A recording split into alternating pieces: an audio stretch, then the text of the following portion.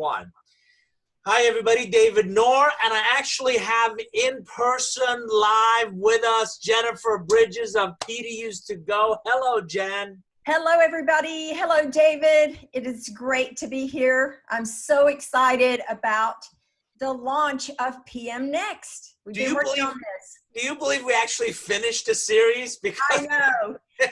when we first started, 60 hours seemed like an uphill. And the lockdown seemed like maybe 3 days. Maybe Right. we'll be locked down for 3 days. Yeah. Who knew it would be like 6 months? Like global pandemic, this will be over like next week. We'll be back flying and meeting and conferences and events. So you had the vision. I still remember our conversation about creating a whole new series around different skills and knowledge project managers needed to have. Talk a minute about what triggered, where did the idea come from, and what made you want to do this? Well, David, I think we mutually were experiencing the same thing with some of our coaching clients and some of our corporate clients. As this new situation occurred, people started struggling with, how do I handle things now? People were all of a sudden having to work from home. Projects were being shut down. Resources were being redistributed to other projects or even let go. And so, as we've all found ourselves sometimes is being looked at as project leaders from our team members, from our organization, looking at us saying, well, what are we to do now? And we're thinking, well, I don't know. We're all trying to figure it out. So my thing initially when you and I talked was really trying to find solutions for some of the struggles we found people were having. So, and then, with our efforts, being able to reach out to resources we had who were like that we both mutually know, who were working on the same thing and had blueprints and tips. Hey, this is what we found that's worked for us. So just bringing that to our community was very important.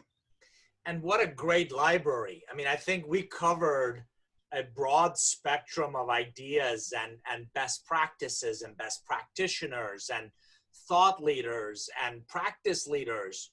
So we captured, I think, some really interesting content, some that, of course, your project management community is going to be very familiar with, and some people that they may have never heard of before.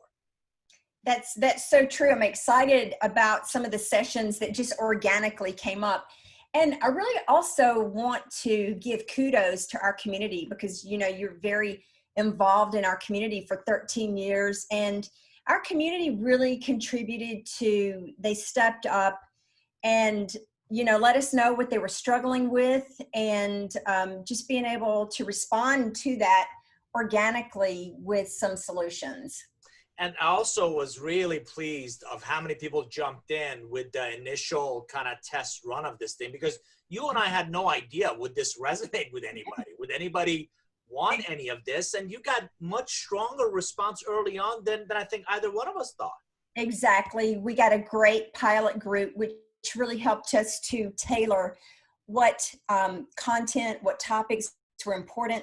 They also gave us some feedback on delivery methods and really how we can up-level how we deliver content, not only from tips like real time that they can go back and apply, but really true learning methods, methods that they could take. I love the learning sprints. So from this, was birthed learning sprints, which is kind of new to how we were doing things, and through video. So we really leveraged, the experience of how we are working now in our day-to-day work life through video. We captured a lot of great content from just some amazing people. Were there some that really stood out for you, and you watched, I think you've watched about 700 hours of material. Exactly. Were there some that really stood out for you? Yeah. Number one, I loved, just so grateful for the.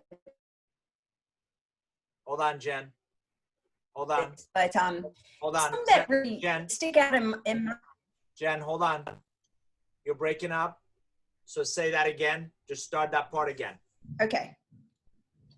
Yeah, so really grateful for the people who stepped up and contributed. And some of the ones that stick out in my mind are one that I just know, I remember distinctly different parts of my career, and even now, is when all eyes are on, me as a leader, and expecting to be able to articulate a clear, concise message, really in the form of a story, to get people engaged, to try to subside the fear. I really enjoyed David Hutchins' message on storytelling, because once I learned there's a blueprint, I really appreciate that and think, oh my gosh, what I could have done if I would have had that so many years ago. So that was an important one. Yeah, Hutch, I spoke to him earlier today. For those of you that may not know, his name is David Hutchins. His nickname is Hutch. I spoke to him earlier today, and he's doing work for L'Oreal Asia, and he's doing work for the U.S. Olympic Committee. And to be able to bring those insights, and as you said, his work around story mapping and a really cool process. And you and I have seen really competent, capable project management teams that really struggle to kind of articulate their value to their leaders. And Jen, you're going to love this. He's, for our audience, Hutch is writing his next book called Story Sprint. And I've got a advanced chapter or two, and we're going to have him come back, because this is really, really rich. And in his typical Hutch method, he also has all kinds of great advice and ideas in here that are going to really help the project management community. So yeah, absolutely. That was one of the highlights. Yeah. And with that, not only the blueprint, but his cards, that it's like a deck of storytelling cards. I don't know if you have it handy. Are you kidding? I keep this stuff on a regular basis nearby. Yeah. This is the story deck that Jen's talking about. And yeah, it really helps. It helps really put the pieces together of telling the story. And it's so fun, because imagine working with your project team to put together a story that you go back and tell your stakeholders or your executive team. It makes it a lot of fun. It really gives you a different perspective on how to turn something, in most cases bad, into something, more engaging. So that was one for me. I really liked, again, the library is just really rich, but Molly Chang with Say It Skillfully.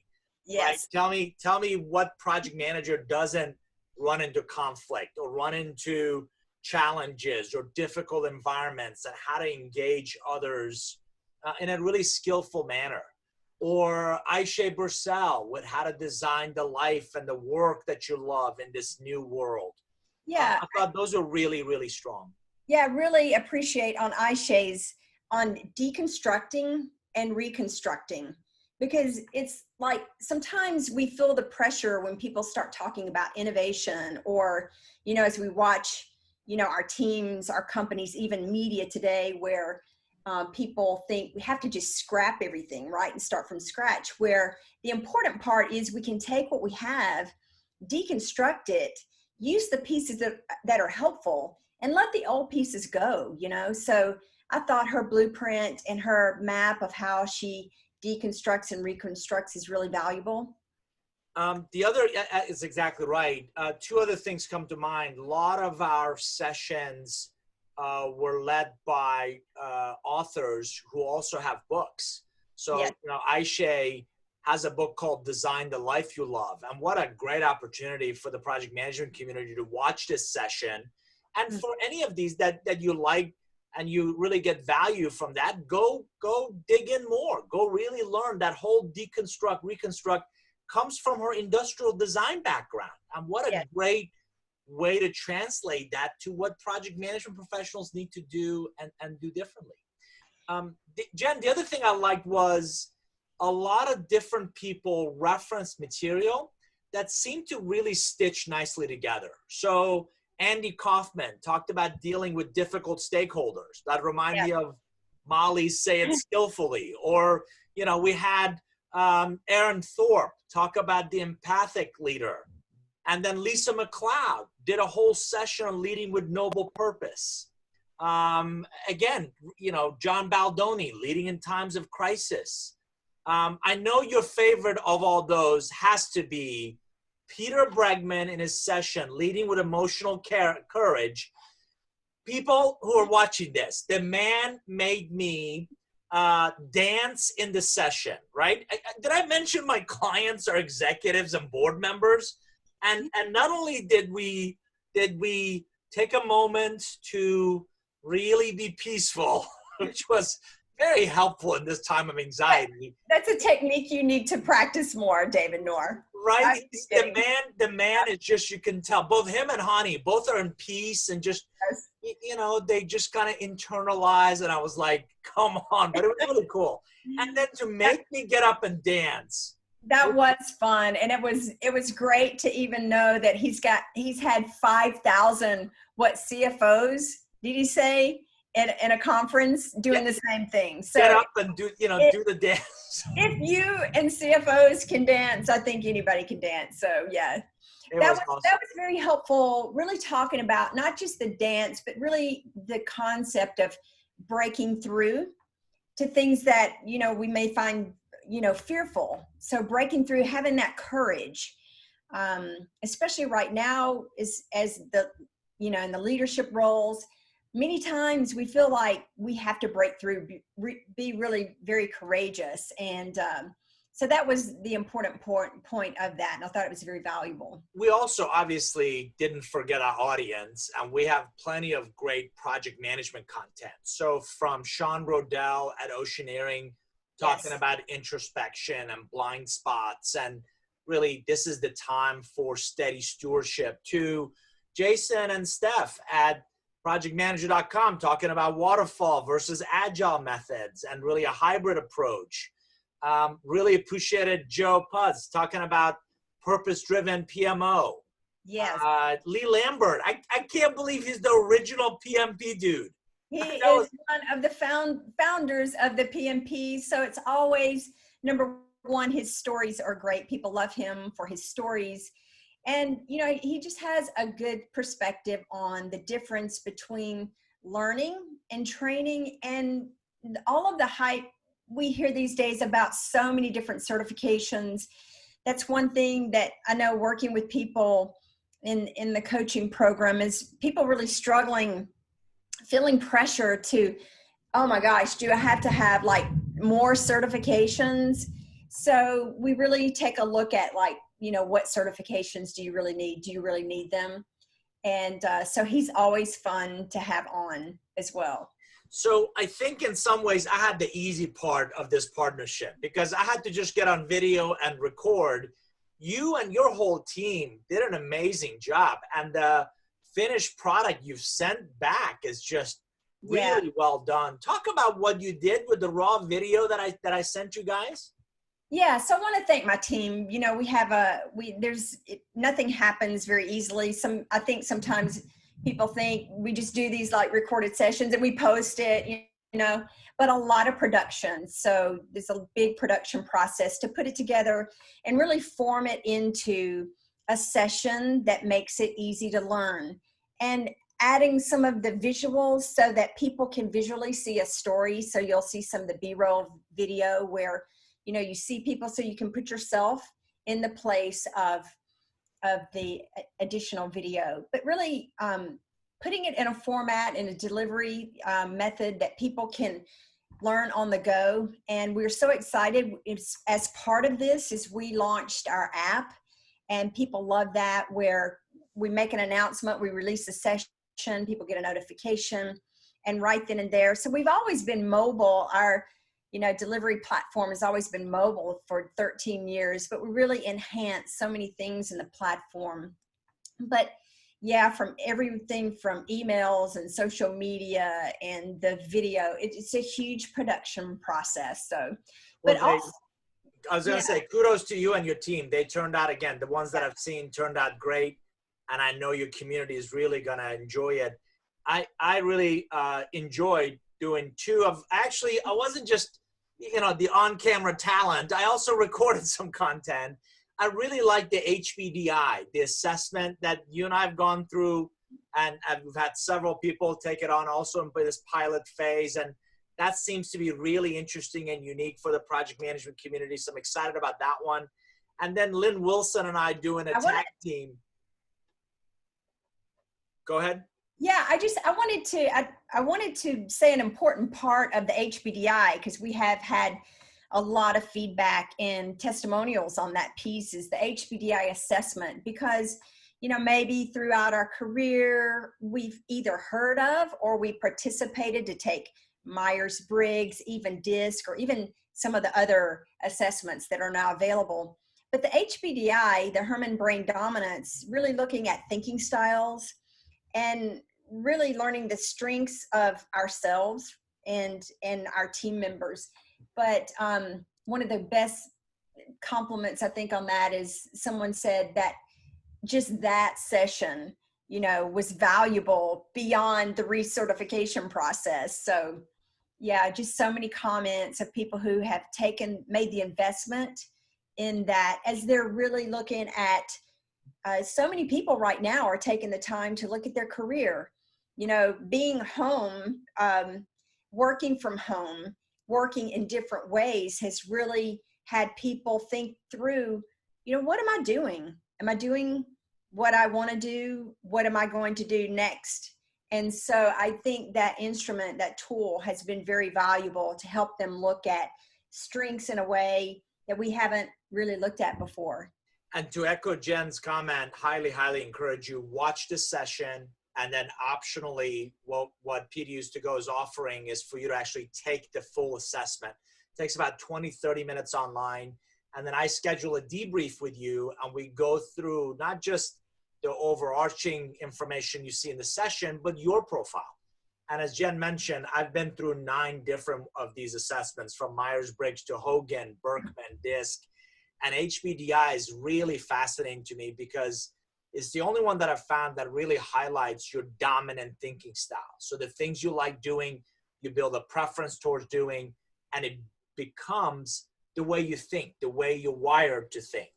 And Jen and I laughed. If we had HBDI 20 years ago when we first met and started working together, it would have been a very different relationship, y'all. My hair would have been darker and Nora would have had hair. I would have had more hair. I'm just saying, it could save you, men. It could save your hair, ladies. It'll be good for you, right? So that was a fun one.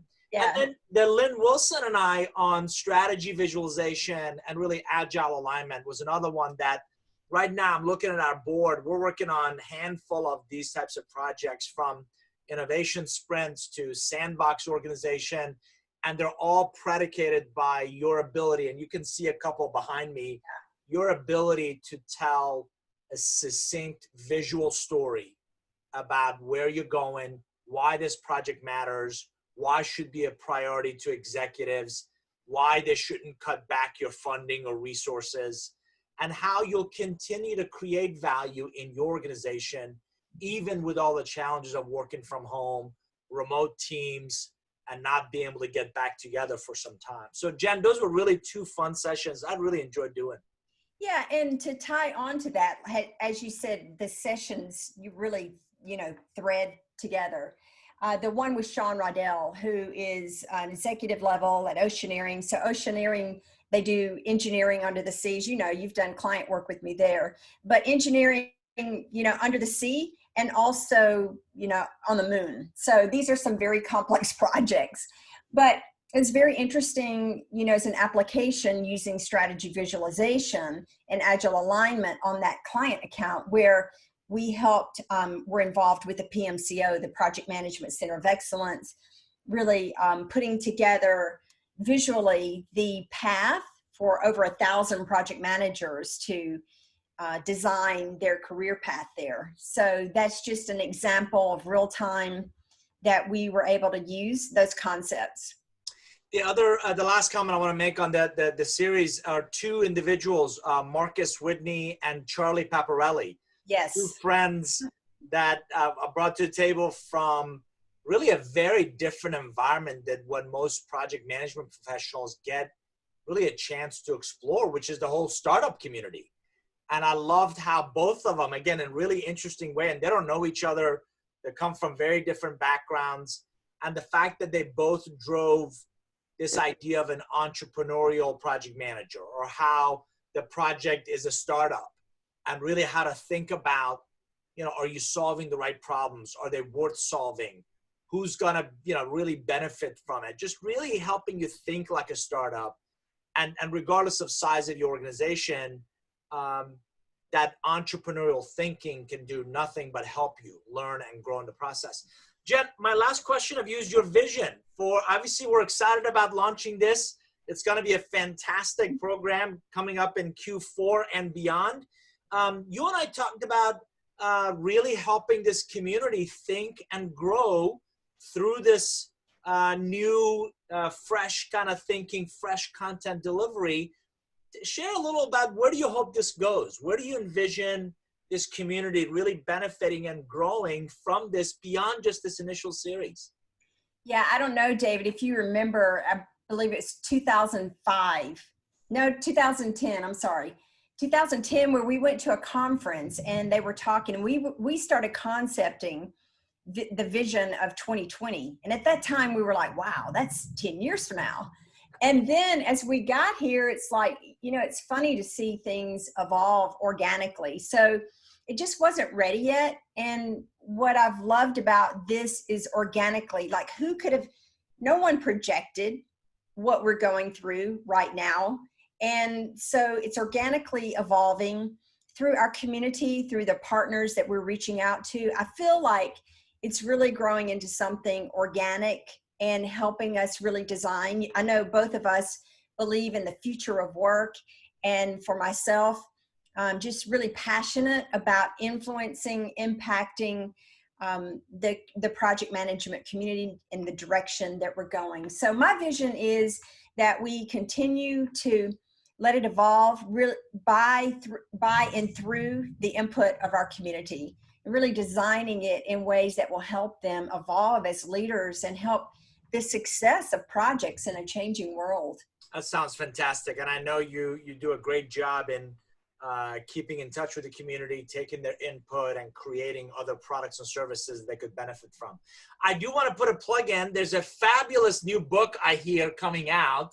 Really? I hear. I don't have any. I keep hearing. I don't have definitive information. It's just rumors at the moment, innuendos. It's called Curve Benders, March of next year. It'll be my 11th book. So I'm elated to partner with you again. I think we're going to build a whole series around that book. So thank you for your partnership. Thanks for inviting me along on this journey. What a fun, I'm rolling my eyes as I say fun exercise. Rolling my eyes as I say fun exercise. You people, she called me, she texted me. It was like, are those videos done yet? For days on end. But it was a fun project. Here we are. We're still alive. So thanks for inviting me along. Final words? Anything to wrap the session up with? Well, just one other point for people who may be new to our community. David, I want to thank you for always being generous of your time, really giving of things that you've learned and contributing to our community. You're on your 11th book. And when we first started working together, you were on your first book. So over those 13 years, we've been able to partner with you, and you sharing, the output and the theory, all the principles that you have in your book. So we want to thank you. And I want to thank our community too, who's been with us for so long, and look forward to growing and serving our community. That sounds great. Thanks for having me. Thanks, everybody. Look forward to seeing you in the PM Next series. All the best. Thanks, everybody. Bye-bye. Bye-bye.